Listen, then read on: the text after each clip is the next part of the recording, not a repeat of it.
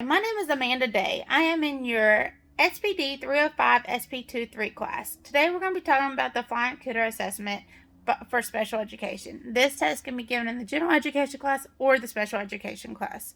So speaking of this, I have came up with some research. I have looked through research and made a PowerPoint so that we can get all the information in at one time.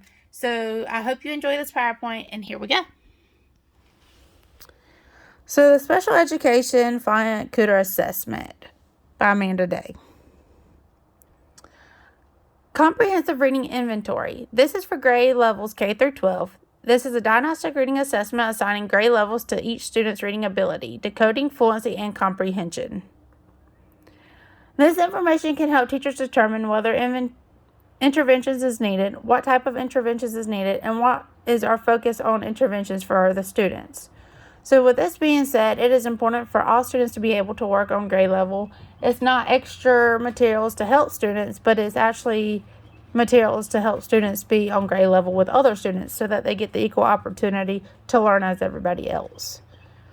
The Flynt cooter consists of two parts. Modified analysis. This is the key part to Flynt cooter. Unaided oral retell.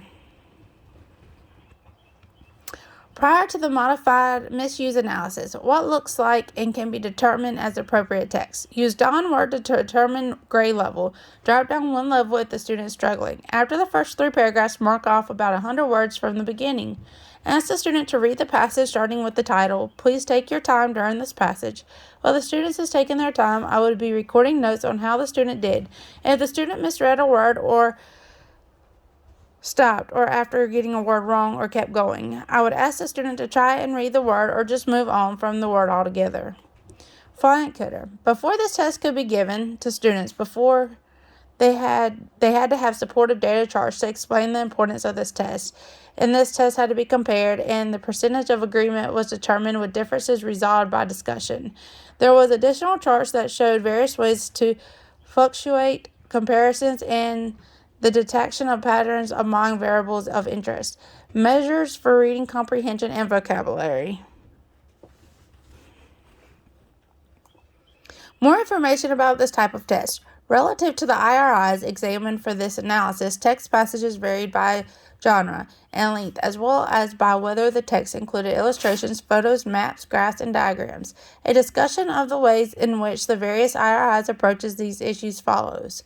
This tool measures 3 reading levels: independent, instructional, and frustrational levels. The IRI have been proven to help determine students' strengths, weaknesses, and strategies in the areas of reading fluency, decoding, sight words recognition, and reading comprehension. Oral comprehension can be different than reading comprehension, so this makes it especially important to test each various levels between the 3 levels. Independent reading level is reading by themselves. Instructional reading level. A student must be able to accurately decode at least 90% of the words and comprehend at least 60% of all materials. Instructional reading level. The highest level that a student can be before being independent. This is background knowledge for a topic and can access text quickly. 90% accuracy with 60% comprehension. Frustrational level. Between 1 and 3 levels behind is considered frustration level. The student decodes 89% or less of the words and can comprehend only 50% of all materials. This test and what it can provide. This test can be used to report for an IEP or 504 plan. Students that are tested with this test that are all receiving intervention should be tested monthly to determine if the interventions are working. So with this being said, this test I feel like is very strongly needed within the classroom. That way we can kind of see where the students are at, how the interventions are working in the classroom, and what needs to be done next. Thank you for watching my PowerPoint. I hope you enjoyed the research that I have provided.